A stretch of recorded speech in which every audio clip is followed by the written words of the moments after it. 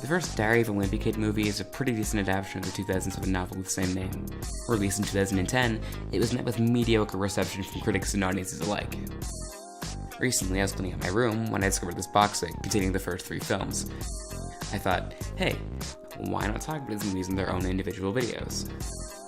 So for the next 3, or 4 videos, I'll be taking a look at these 3 pieces of modern cinema mastery.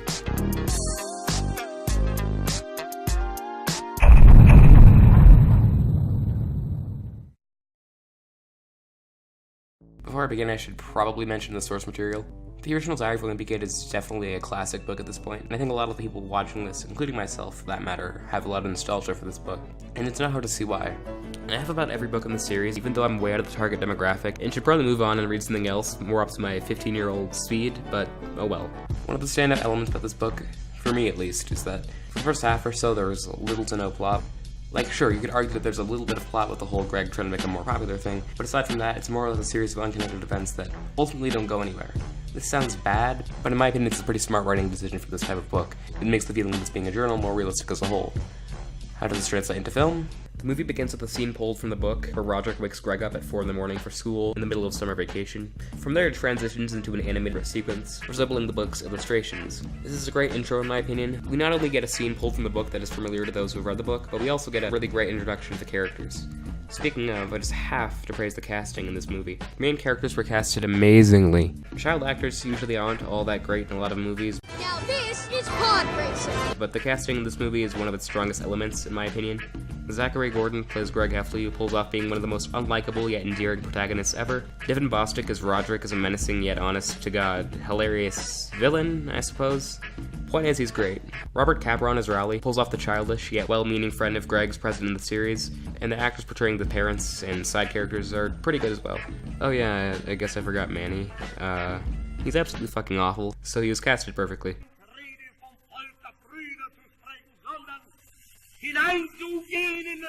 What makes the acting so great is that they feel exactly like their book counterparts, and when you read the book again you can imagine them as these characters. But I digress. The movie starts off with Greg entering middle school for the first time, and we get a proper introduction of Rowley in a scene that more or less sums up the juxtaposition between the two. Greg is primarily set on trying to become popular, whilst Rowley is much happier on being himself. They go to the field for PE, and we get a pretty good scene that more or less sums up Greg and Rowley's shared unpopularity, as well as this masterful piece of cinema history. Hey guys, wanna see my secret freckle? This brings me to yet another strong point of this movie, which is the soundtrack. I have a soft spot for the soundtrack for this movie. It's not a big name soundtrack by any means, it's mostly one-hit wonders that, if I remember correctly, weren't even all that big, but it's still pretty decent, I guess. It had stuff like The Vines, The Kaiser Chiefs, 1990s, wait, hang on. Is this a Smash Mouth song? In my 2010 movie.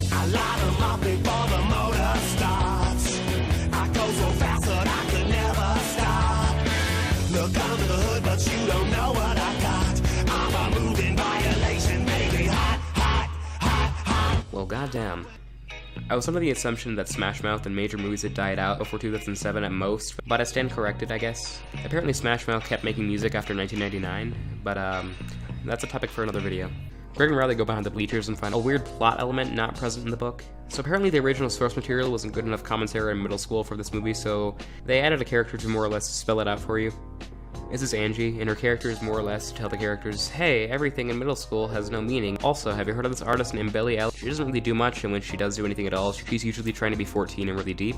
He wanted a role that would just be completely different than everybody else in the movie. Because, there's really not another Angie in the movie. Because all the others, they're trying to be popular, or they are popular, or they're geeks, and Angie's kind of... I feel like if she was... Honestly, if she was cut for the movie, I don't feel like anything would be lost as a whole. After we get some epic commentary about the society these characters do indeed live in, Greg and Rowley sneak out to the basketball court and see this ugly-looking piece of cheese. Chirag Gupta, played by Karan Brar, runs over and says, what the hell, guys, don't touch the obviously moldy and disgusting cheese, and gives some nice expose about the mythical cheese touch, the disease feared by all who inhabit the school. Darren had the cheese touch. It was worse than nuclear cookies. He became an outcast.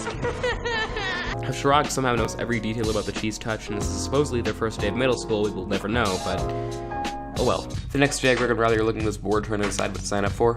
The super deep girl comes over and is like, bruh, sign up for the school paper and become a part of the cool kids club. So Greg is like, miss me with that nerd shit. Riley's like, Greg, you should sign up for wrestling, it'll be epic. And so they do. The next scene is more or less Greg getting his virgin ass kicked by the Chad Franklin. Cock and ball torture, CBT, is a sexual activity. Fast forward and this plot thread is pretty much abandoned, and Greg's all like, Riley, you need to be cool and stuff. So next it's a montage of Greg coolifying Riley, and there are some pretty funny moments sprinkled without. This whole cool thing doesn't last very long. There's Bryce Anderson. Just be cool. Hey, Bryce. Yeah, hey, Bryce. Cute butt. Now it's Halloween and they plan to go to the north side of the neighborhood to get more candy. But before they leave, Roderick comes over and tells them about the devil worshipper woods, because apparently they just can't say Satanists. But oh well.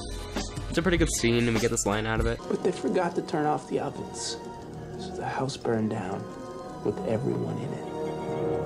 How'd the trees get there? And then they planted trees. Oh. Later when Greg and Riley are out, this group of teenagers in a truck comes over and sprays a fire extinguisher at them. Then Greg basically spurgs out and says this. Oh, that was awesome! I saw your plates! We're calling the cops! Uh-oh. Oh boy. I mean, hey, what the heck, man? You brought this upon yourself. So they immediately realize, oh god, what have we done? And start running the other way with the guys in the truck chasing them. It's a little disturbing how these guys are so quick to beat up a couple of presumably 11-year-olds, but whatever, I don't judge. They eventually get to Greg's grandma's house and begin to taunt the guys. Like, oh yeah, you take that, you dumb dumb. It's not our house. It's his grandma's and she's not even home. Ooh. How would you tell them that? I don't know, Greg. Why would you tell them that you're gonna call the cops? So after a lot of deep contemplation, Greg and Riley devise a plan. Hey, what's that?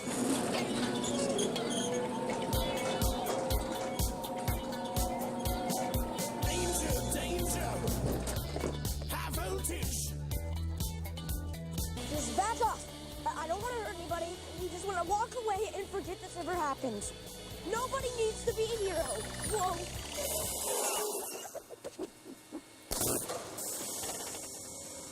Okay, what the heck, man? So they run off into the woods. They make it home successfully, but Greg's dad is a dum-dum and this happens. Are we safe? Yeah, and we made it with still a ton of candy. Sorry. I thought you were teenagers. Thanks a lot, man. Maybe next year, Pop. Hey! So this point in the movie is where the main plot begins, like what I mentioned earlier in the book. Up to this point, it's more or less been a bunch of unconnected plot lines that ultimately don't go anywhere. This sounds bad, but like I said earlier, I feel it establishes the universe they live in, as well as the characters and their personalities and whatnot. Greg and Riley sign up for the safety patrol after seeing it's available to sign up for. So you'll be excused from the first 20 minutes of sixth period. But that means we'll miss algebra. Ouch! Do we get free stuff? And they're walking some kids home when they come across the guys from Halloween. With no real way to hide, they do this. Whoa.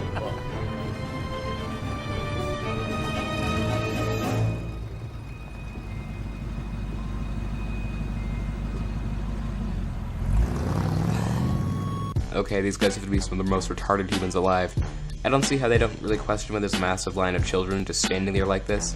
And I don't get how they don't recognize their faces, or for that matter, notice that they're on their knees, but I digress. So fast forward a couple months, and Greg and Riley are playing this football big wheel thing, and Greg basically breaks Riley's arm.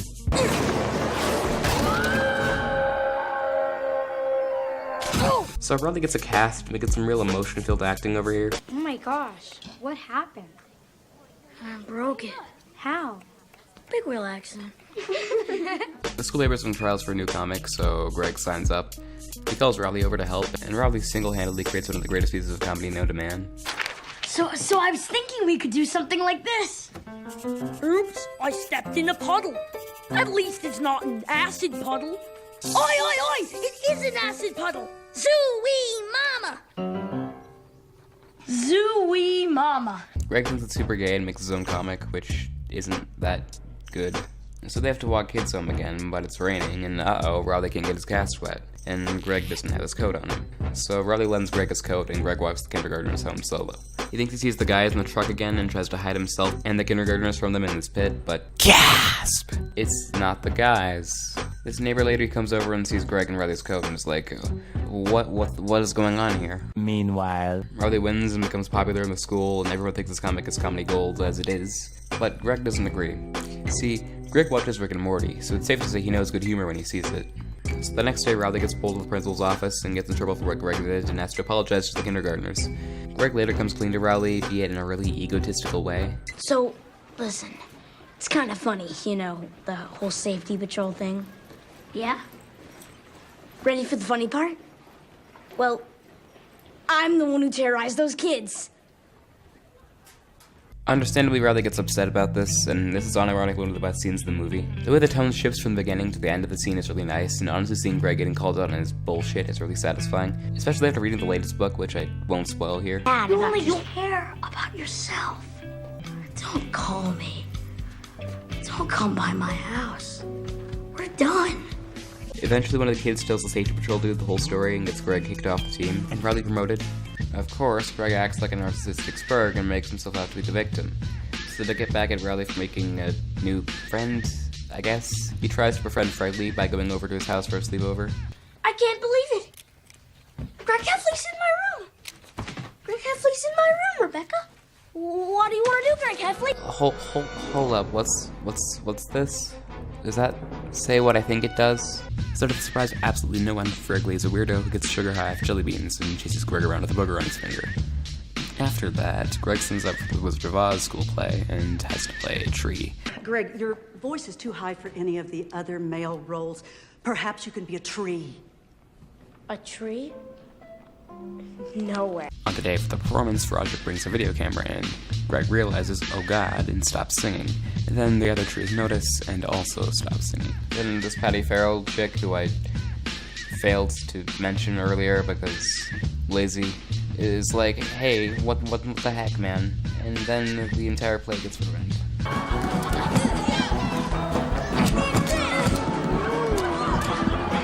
Great job, Greg. Then Greg and his mom go to this cheesy mother-son dance thing. I knew you didn't want to miss that. Looks like a lot of fun. I think you should go. I think it'd be a lot of fun. And what do you know, there's Riley and his new friend, who I might add is one of the smuggest looking kids I've ever seen. So, you want to go get some ice cream after? I'm sorry. We already have plans. You smug son of a... Intergalactic with the Beastie Boys comes on, and Riley and his mom have this entire choreographed dance scene, and everyone gets super into it, but Greg is mortified. Then the next day, at school, Riley confronts Greg, leading into an argument. You wouldn't have half the stuff you have without me. Yeah, like a broken hand. Which more or less leads into a full-fledged fight. Unfortunately, neither of them can actually throw a punch, so no one actually gets injured or anything. Then somehow, some way, the teenagers in the truck pull up at this exact moment. Like, how do they just happen to be driving by at the exact same time as this fight? I mean, come on, movie, pull it together. They get onto the basketball court, and are basically about to kill Greg and Riley. You guys have no idea what I'm gonna do to you. Oh, what are we gonna do? I don't know. When they notice the cheese. They make Riley eat some of it, and before they can get Greg to eat any of it, the coach dude comes out and the teenagers bail. Everyone comes back out only to see that the cheese has a massive bite taken out of it, and Greg does a 180 character arc thing that wasn't present in the book and claims he ate the cheese. He goes on a big speech about how pointless middle school is and how it doesn't matter and yada yada yada, and honestly I would hate this if it wasn't for this last bit. You all know it. So, come on. Everyone else who's sick of it, step forward and join me. Cheese touch! Greg Heffley has the cheese touch! Everyone runs away, and Super Deep Girl comes over and is like, you done good, kid.